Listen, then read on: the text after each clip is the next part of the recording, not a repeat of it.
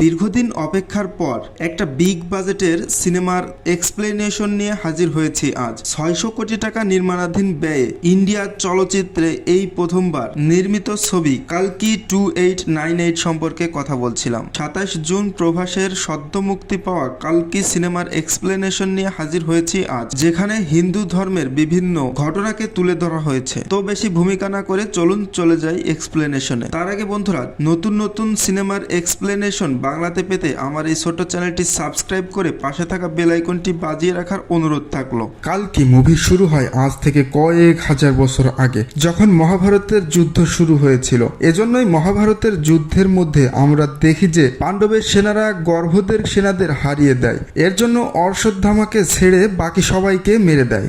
আর এখানে মহাভারতে আমরা দেখতে পারি যে অশ্বত্থামা আর কেউ নয়, অমিতাভ বচ্চন। যুদ্ধের মধ্যে আমরা দেখতে পারি পঞ্চপাণ্ডব শুধুমাত্র তার সেনাদেরকেই না, বরং তার বাবাকেও মেরে দেয়। এই সব কিছু দেখে অশ্বত্থামা অনেক বেশি রেগে যায় আর সে ব্রহ্মাস্ত্র নিক্ষেপ করে। এই সময়ে অর্জুনের ছেলে অভিমন্যু বউ প্রেগনেন্ট ছিল, তাই অশ্বত্থামা সোজাসুজি অভিমন্যুর বউয়ের উপরেই ব্রহ্মাস্ত্র অ্যাটাক করে, যার কারণে তার পেটে থাকা বাচ্চা মারা যায়। এটা দেখে ভগবান শ্রীকৃষ্ণ অনেক রাগ হয়ে যায় আর সে অশ্বত্থামাকে অভিশাপ দেয় যে সে না চাইলেও তাকে জীবিত থাকতে হবে। সে হাতে পায়ে ধরে মরার জন্য আকুতি করবে, ভিক্ষা চাইবে, কিন্তু যতক্ষণ পর্যন্ত কলিযুগ শেষ না হয় সে মরবে না। কিন্তু অভিশাপ পাওয়ার পর অশ্বত্থামা বুঝতে পারে যে সে কি ভুল করেছে, তাই সে ভগবান শ্রীকৃষ্ণকে বলে সে তার ভুল বুঝতে পেরেছে আর এর জন্য সে প্রায়শ্চিত্ত করতে চায়। এজন্য শ্রীকৃষ্ণ তাকে প্রায়শ্চিত্ত করার একটা সুযোগ দেয়।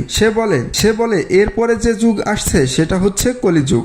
কলিযুগে কালী থাকবে, যে অনেক বেশি শক্তিশালী একটা ডেমন হবে আর ও দুনিয়াটাকে ধ্বংস করে রেখে দেবে।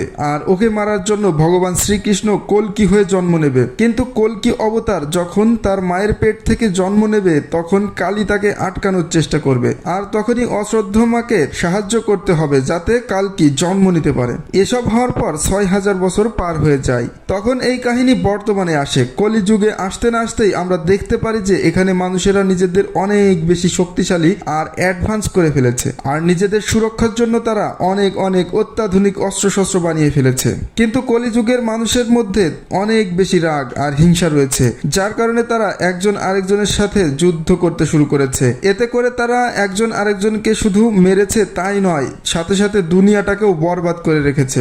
এই সময় আমরা দেখতে পারি যে পুরো দুনিয়ার মধ্যে একটা শহর রয়েছে যেখানে মানুষ বসবাস করতে পারে, আর সেটা হচ্ছে ইন্ডিয়াতে অবস্থিত কাশী। তখন আমরা এটাও জানতে পারি যে কাশী আসলে দুনিয়ার প্রথম শহর, অর্থাৎ মানব সভ্যতার শুরুতে কাশী প্রতিষ্ঠা হয়েছিল। তখন আমরা আরও জানতে পারি যে কাশী ছাড়াও আরও একটা শহর রয়েছে যেখানে মানুষ বসবাস করতে পারে, আর সেটা হচ্ছে সাম্বালা। কিন্তু সিনেমার মধ্যে খুব কম লোকই জানে সাম্বালা শহর কোথায় অবস্থিত। এর ব্যাপারে শুধুমাত্র ওই লোকেরাই জানে যারা সাম্বালাতে বসবাস করে। কিন্তু আসলে বাস্তবে সাম্বালা নামে কোনো শহর নেই। কিন্তু হ্যাঁ, বুদ্ধিস্টরা মনে করেন যে সাম্বালা নামের একটা শহর রয়েছে। তখন আমরা কাশী শহরকে দেখতে পাই, যেখানে কিছু লোক অনেক বেশি বড় লোক আর কিছু লোক অনেক বেশি গরিব, যার কারণে যারা অনেক বেশি গরিব তাদের জীবন খুবই দুরবস্থার মধ্যে দিয়ে চলে। আর কাশী শহরের মধ্যে একটা জায়গা আছে যেখানে কমপ্লেক্স নামের একটা অনেক বড় বিল্ডিং রয়েছে, যেটা দেখতে উল্টো একটা ত্রিভুজের মতো। আর সেখানে দামি কাপড়, দামি খাবার, পরিষ্কার পানি আর পরিষ্কার বাতাস আর পরিষ্কার পরিচ্ছন্ন একটা পরিবেশ পাওয়া যায়, যার কারণে বড় লোকেরা সব ওই শহরেই বাস করে। কিন্তু এই কমপ্লেক্সকে অনেক সিস্টেমেটিক্যালি ভাবে নিয়ন্ত্রণ করা হয়। এই কমপ্লেক্সকে যে নিয়ন্ত্রণ করে তাকে সুপ্রিম বলা হয় এবং তার কাছে একটা শক্তিশালী আর্মি রয়েছে। আর এই সব আর্মিকে নিয়ন্ত্রণ করার জন্য রয়েছে একটা কমান্ডার। এই পুরো কমপ্লেক্স এবং কাশী শহরের লেনদেন করার জন্য কোনো ডলার বা রুপির ব্যবহার করা হয় না, বরং এখানে যেটা ব্যবহার করা হয় সেটাকে বলা হয় ইউনিট, যেটা মুদ্রা হিসেবে ব্যবহার করা হয়। আর যে ব্যক্তি এই কমপ্লেক্সের মধ্যে আসতে চায় তার 1 বিলিয়ন ইউনিট ব্যয় করতে হয়। কিন্তু এত বেশি ইউনিট কোনো গরিব লোকের কাছে থাকে না, যার কারণে তাদের কমপ্লেক্সের বাইরে থাকতে হয়। কিন্তু তারা সবাই এই কমপ্লেক্সের মধ্যে যাওয়ার জন্য অবশ্যই স্বপ্ন দেখে। তখনই এখানে আমাদের হিরোর এন্ট্রি হয়, মানে রেবেল স্টার প্রভাস। এই মুভিতে তার ক্যারেক্টারের নাম হচ্ছে ভৈরব কাশী শহরে বাস করে, কিন্তু তার কোনো পরিবার নেই, তার কোনো ভাই বোন, মা বাবা কেউই নেই। কিন্তু সে খুব ভালো ফাইট করতে পারে আর যুদ্ধের অনেক কৌশল তার জানা। কিন্তু সে মন থেকে খুবই ভালো একটা মানুষ। তার মনেও স্বপ্ন রয়েছে সে একদিন কমপ্লেক্সের মধ্যে যাবে আর সেখানে বসবাস করবে। কিন্তু কমপ্লেক্সের মধ্যে যাওয়ার জন্য 1 মিলিয়ন ইউনিট তো দূরের কথা, তার পকেটে একটা ফুটো কড়িও নেই, যার কারণে সে লোকজনের কাছ থেকে ধার দেনা করে চলাফেরা করে আর সময় মতো তাদের ধার ফেরত দিতে পারে না বলে সে লুকিয়ে লুকিয়ে বেড়ায়। হঠাৎ একদিন দেখা যায় যে কাশির মধ্যে সাম্বালার একজন স্পাই ঢুকে পড়ে। তার জন্য তাকে অনেকগুলো গুন্ডা ধরে ফেলেছে। কারণ হচ্ছে সাম্বালা থেকে যেসব স্পাই কাশিতে আসে তাদের ধরে কমপ্লেক্সে জমা দিলে কমপ্লেক্স থেকে কমান্ডার অনেক ইউনিট পুরস্কার দেয়। তাই ভৈরব যখনই স্পাইকে দেখতে পায় তখন গুন্ডাগুলোকে মেরে সে স্পাইটাকে বাঁচিয়ে নেয়। তাকে বাঁচানোর পর ভৈরব জানতে পারে যে সে আসলে সাম্বালার একজন খুবই সাধারণ মানুষ। ও শুধুমাত্র এখানে কমপ্লেক্সটাকে দেখার জন্য এসেছে। কিন্তু ভৈরবের কমপ্লেক্সে যাওয়ার জন্য অনেক ইউনিটের প্রয়োজন ছিল, তাই সে স্পাইয়ের কথা শোনে না আর সে তাকে তার ঘরের মধ্যে আটকে রাখে যাতে সে কিছু সময় পর কমপ্লেক্সে ধরিয়ে দিয়ে অনেক ইউনিট কামাতে পারে। এরপরে আমরা এখানে দিশা পাটানিকে দেখতে পাই, যে কিনা ভৈরবের গার্লফ্রেন্ড। কিন্তু ভৈরব টাকা ধার নেওয়ার জন্য তাকেও ছাড় দেয়নি। ভৈরবকে বলে সে কমপ্লেক্সের মধ্যে একটা চাকরি পেয়েছে আর সে কাল থেকে কমপ্লেক্সে যাবে। তখন ভৈরব তাকে রিকোয়েস্ট করে একদিনের জন্য সে যেন ভৈরবকেও সাথে নিয়ে যায়। মেনে নেয় আর সে ভৈরবকে সাথে নিয়ে যায়। ভেতরে যেতেই ভৈরবের কমপ্লেক্সটাকে অনেক বেশি ভালো লেগে যায়, কারণ তার ভিতরে রয়েছে অনেক সুন্দর সুন্দর জিনিসপত্র, খাওয়ার জন্য রয়েছে অনেক কিছু, আর সুন্দর পানি রয়েছে, আর সবকিছু খুবই পরিষ্কার পরিচ্ছন্ন এবং গোছালো। তখন ভৈরবের মাথা খারাপ হয়ে যায় আর সে সবকিছু এনজয় করতে থাকে। কিন্তু কিছু সময় পরেই সে সোলজারদের হাতে ধরা পড়ে যায়। তখন সেই সোলজাররা তাকে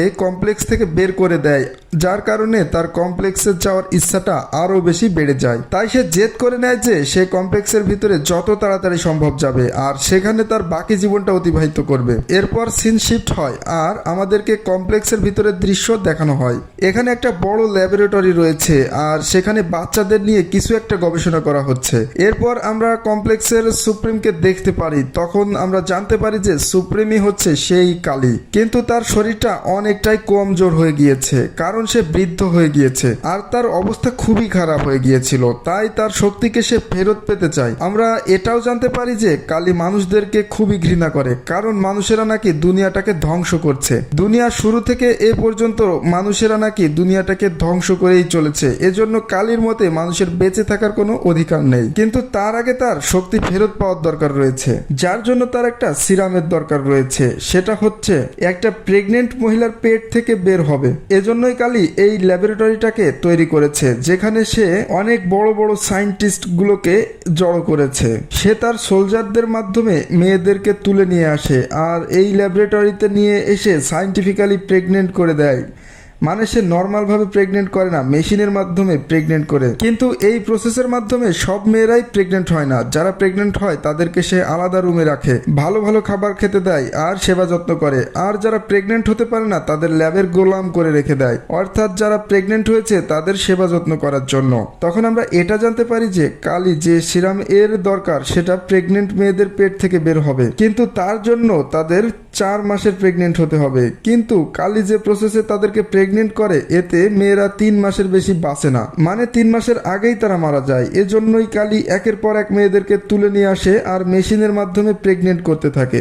তখন আমরা এখানে রক্সিকে দেখতে পাই, যে কিনা ল্যাবের মধ্যে বন্দী হয়ে আছে, কারণ তার উপরে চেষ্টা করার পরেও সে প্রেগনেন্ট হয়নি। আর এজন্যই তাকে এখানে দাসী হয়ে কাজ করতে হবে আর যারা প্রেগনেন্ট হয়েছে তাদের সেবা করতে হবে।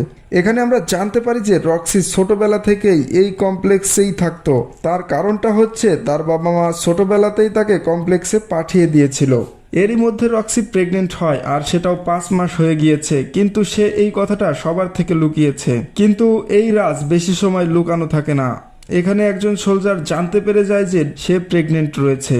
তখন সে কমপ্লেক্সের কমান্ডারকে বলে দেয়, এজন্য ল্যাবের লোকজন তাকে একটা মেশিনের মধ্যে ঢুকিয়ে দেয়। এরপর ওর পেট থেকে সিরাম এক্সট্রাক্ট করার চেষ্টা করে, কিন্তু যখনই এক্সট্রাকশন প্রসেস শুরু করে তখনই 1 ফোঁটা সিরাম বের হওয়ার পরই মেশিন বন্ধ হয়ে যায় আর ল্যাবের পাওয়ার কাট হয়ে যায়। লাইটগুলো ব্লিঙ্কিং করতে শুরু করে আর চারিপাশে সবকিছু কাঁপাকাঁপি করতে শুরু করে। তখন আমরা দেখতে পারি ওই দূরে একটা মন্দিরে অশ্রদ্ধা জেগে উঠেছে আর সে কিনা অনেক সময় ধরে মেডিটেশনে ছিল। আর সে এটা ফিল করে যে কালকি অবতার এখনই জন্ম নিতে চলেছে। তখন তার নিজের দায়িত্বের কথা মনে পড়ে যায় আর সে এই মেয়েটিকে বাঁচানোর জন্য খুঁজতে শুরু করে, যে কিনা এখনই সন্তান জন্ম দিতে চলেছে। তখন আমরা জানতে পারি যে কালকি অবতার আর কারো নয়, রক্সির পেট থেকেই জন্ম নিতে চলেছে। একটা বান্ধবী এসে তাকে বাঁচায় আর তারা একটা সিক্রেট রাস্তা দিয়ে নিচে নেমে আসে। তখন সে থেকে বলে যে সে নাকি সাম্বালাদের স্পাই, লাস্ট 2 বছর ধরে সে এখানেই রয়েছে আর সব ইনফরমেশন জোগাড় করছে যাতে সেসব নিয়ে এসে সাম্বালা শহরে সবাইকে জানাতে পারে। তখন সে রক্সিকে এখানে গেটের সামনে নিয়ে আসে আর সেখান থেকে সে বাইরে যেতে পারবে। সে নাকি তার 2 জন বন্ধুকে ডেকেছে যারা তাকে এখান থেকে বের করে সাম্বালা শহরে পৌঁছে দিতে পারবে। তখন রক্সি তার কাছে জিজ্ঞাসা করে যে সে কেন এমনটা করছে। তখন সেই স্পাই তাকে জানায় যে সাম্বালা শহর আসলে একটা পবিত্র শহর আর ওখানে সবাই এটা মনে করে যে একজন মহিলার পেট থেকে ভগবান জন্ম নেবে, মানে সেই কল্কি অবতার তার পেট থেকে বের হবে এবং কালীর হাত থেকে দুনিয়াকে বাঁচাবে। আর এই বিশ্বাস নিয়েই সাম্বালা শহর বেঁচে আছে আর তার এমনটা মনে হয় যে রক্সির পেট থেকেই জন্ম নেবে কল্কি। তখন সে এখানে পাহারা দিতে থাকে আর তাকে বাইরে বেরিয়ে যেতে বলে। বাইরে বেরিয়েই সে দেখতে পায় যে সাম্বালার 3 জন এজেন্ট তাকে বড় গাড়িতে করে নিতে এসেছে। এরপর সে গাড়িতে উঠে যায় আর তারা সাম্বালার উদ্দেশ্যে যাত্রা শুরু করে। এদিকে কমপ্লেক্সের কমান্ডার জেনে যায় যে সে পালিয়েছে, তার পেছনে সোলজারদেরকে লাগিয়ে আর শহরের মধ্যে ঘোষণা করে দেয় যে যে রক্সিকে ধরে আনবে তাকে 5 মিলিয়ন ইউনিট দেওয়া হবে। আর এই অফার দেখে ভৈরব তখন রক্সিকে ধরার জন্য বেরিয়ে পড়ে। এদিকে রক্সিকে যারা সাম্বালাতে নিয়ে যাচ্ছিল তাদের নাম হচ্ছে বিরান এবং কায়রা। কমপ্লেক্সের সোলজাররা তাদের কাছে পৌঁছে যায় আর আক্রমণ করে। তখনই এখানে অশ্রদ্ধা এসে হাজির। সে আসতেই কমপ্লেক্সের সেনাদের সাথে ফাইট শুরু করে দেয়। সোলজারদেরকে সে এখানেই শেষ করে দেয়। রক্সিকে বলে আর তোমার কোনো ভয় নেই, এবার থেকে তোমার রক্ষা আমি করব। এরই মধ্যে এখানে ভৈরব এসে হাজির হয় আর রক্সিকে এখান থেকে নিয়ে যাওয়ার জন্য বললে অশ্রদ্ধমা তাকে বাধা দেয়। এরপর অশ্রদ্ধমা আর ভৈরব এখানে ফাইট শুরু করে দেয়, কিন্তু এই যুদ্ধে অশ্রদ্ধমা ভৈরবকে হারিয়ে দেয়। তখন স্পাইরা এখান থেকে রক্সিকে নিয়ে সাম্বারার দিকে চলে যায়। এদিকে কমান্ডাররা জানতে পারে যে সোলজাররা রক্সির খোঁজ পেয়েছে। তখন সে আরো সোলজার নিয়ে এখানে চলে আসে, কিন্তু এখানে এসে দেখতে পায় যে ওর সব সোলজারের লাশ পড়ে রয়েছে আর তাদের পাশে রয়েছে ভৈরব, যে কিনা অশ্রদ্ধার কাছে হেরে গিয়েছে। তখন কমান্ডার তার সোলজারদেরকে ভৈরবকে অ্যারেস্ট করার জন্য বলে। অ্যারেস্ট হওয়ার পর ভৈরব বলে ফাইটের সময় সে শুনেছিল রক্সিকে তারা সাম্বালা শহরের দিকে নিয়ে যেতে চেয়েছে, কিন্তু এখানে কেউই সাম্বালা শহর কোথায় রয়েছে সেটা জানতো না, শুধুমাত্র ভৈরবই এটা জানতো। তাই কমান্ডার যদি তাকে একটা সুযোগ দেয় তাহলে সে সুমতি অর্থাৎ রক্সিকে নিয়ে আসবে। তখন কমান্ডার তার কথা মেনে নেয় আর তাকে বলে যে সে যদি সুমতিকে ফিরিয়ে নিয়ে আসতে পারে তাহলে তাকে কমপ্লেক্সে থাকার ব্যবস্থা করে দেবে। তখন ভৈরব তার নিজের বাড়িতে চলে আসে আর আম্বালার সেই স্পাইকে মুক্ত করে দেয় যাকে সে অনেক আগেই ধরে আটকে রেখেছিল। তখন ভৈরব একটা চাল চালে আর সে বলে কোনো স্পাইকে ধরিয়ে দিলেও কমপ্লেক্সে যাওয়ার সুযোগ সে পাবে না, তাই জন্য সে স্পাইকে মুক্ত করে দিচ্ছে। তখন সেই স্পাই ভৈরবকে বলে কমপ্লেক্সে নয় বরং তার সাথে সাম্বালা শহরে যাওয়া উচিত তার, যেখানে অনেক সুখ শান্তি রয়েছে আর তার সাম্বালার লোকজনের পক্ষে কাজ করা উচিত, কারণ কমপ্লেক্সের লোকজন অনেক বেশি খারাপ। এরপর সে স্পাইয়ের কথা মেনে নেয় আর সাম্বালা শহরের দিকে যায়। এখানে এসেই সে স্পাইকে মেরে অজ্ঞান করে দেয়, কারণ এটা তার একটা প্ল্যান ছিল সাম্বালা শহরে আসার জন্য। এরপর সে সবার চোখ লুকিয়ে ডাইরেক্ট সুমতির কাছে চলে যায় আর সুমতিকে কমপ্লেক্সে নিয়ে আসতে চায়। তখন অশ্রদ্ধমা তাকে আটকায়। তখন অশ্রদ্ধমা আর ভৈরবের মধ্যে ফাইট হয়। ভৈরব যেহেতু এখানে প্রস্তুতি নিয়েই এসেছিল তাদের মধ্যে একটা জোরদার টক্কর হয়ে যায়। এর মধ্যে আমরা দেখতে পাই যে কমপ্লেক্স থেকে সোলজার এসেছে সাম্বালাতে আর সাম্বালাতে অ্যাটাক করে তারা সোজাই ভেতরে চলে এসেছে। এরপর সাম্বালার সোলজার আর কমপ্লেক্সের সোলজারের মধ্যে একটা যুদ্ধ বেঁধে যায় আর এখানে আমরা অনেক বড় বড় যুদ্ধ দেখতে পাই। তখন কমান্ডার তার সোলজারদেরকে দিয়ে সাম্বালার সোলজারদেরকে খুব খারাপভাবে মারতে থাকে। তখনই আমরা জানতে পারি যে অশ্রদ্ধমার হাতে যে হাতিয়ার রয়েছে ওটা আসলে অশ্রদ্ধমার নয় বরং কংস এর। তাই অশ্রদ্ধমার হাত থেকে হঠাৎ করে সেটা পড়ে গিয়ে ভৈরবের হাতে চলে যায়। তখন অস্ত্রটি জ্বলে উঠতে শুরু করে আর ভৈরব অনেক বেশি শক্তিশালী হয়ে যায়। তখন কাহিনী ফ্ল্যাশব্যাকে চলে যায় আর আমরা জানতে পারি যে ভৈরবই মহাভারতের সময়ের কংস আর সে তার পাওয়ার ফিরে পেয়েছে। তখন সে কিছু সময়ের জন্য কংস হয়ে যায় আর কমান্ডারের সোলজারদেরকে মারতে শুরু করে দেয়। এক পর্যায়ে এসেছে সোলজারদেরকে মেরে আর কমান্ডারকেও এখানেই খালাস করে দেয়। এরপর যেই সে তার হাতিয়ারকে ফেলে দেয় তখনই আবার সে ভৈরব হয়ে যায়। তাই সে সুমতি অর্থাৎ রক্সিকে তুলে তার গাড়িতে নিয়ে সোজা কমপ্লেক্সের দিকে যেতে শুরু করে। তখনই অশ্রদ্ধমা তাকে থামানোর চেষ্টা করে, কিন্তু সেও ভৈরবকে থামাতে ব্যর্থ হয় আর ভৈরব সুমতি অর্থাৎ রক্সিকে নিয়ে এখান থেকে বেরিয়ে যায়। এরপর কমপ্লেক্সের সিন দেখানো হয় যেখানে কালীকে আমরা দেখতে পাই, আর ফ্ল্যাশব্যাকে আমরা একটা ঘটনা দেখতে পাই। যখন সুমতির সিরাম এক্সট্রাকশন করা হচ্ছিল তখন মেশিন বন্ধ হয়ে যাওয়ার আগে 1 ফোঁটা সিরাম এক্সট্রাক্ট হয়েছিল, আর সেটা কালী তার বডিতে ইনজেক্ট করে অনেক বেশি শক্তিশালী হয়ে গিয়েছে। আর সে ডিসাইড করেছে যে তার পুরো সিরামটাই দরকার, তাই সে সুমতিকে খুঁজে বের করবে আর পুরো সিরামটাই তার ভেতরে ইনজেক্ট করবে। আর যখন এমনটা হবে তখন কালী অনেক বেশি শক্তিশালী হয়ে যাবে, তখন তাকে কেউ আটকাতে পারবে না। এখানেই এই সিনেমা শেষ হয়ে যায়, আর নেক্সট পার্ট আসার পরে আমরা জানতে পারবো যে এরপর কি হয়। বন্ধুরা, সবার আগে নেক্সট পার্ট দেখার জন্য আমার এই ছোট্ট চ্যানেলটি সাবস্ক্রাইব করে রাখতে হবে এবং পাশে থাকা বেল আইকনটি বাজিয়ে রাখার অনুরোধ থাকলো।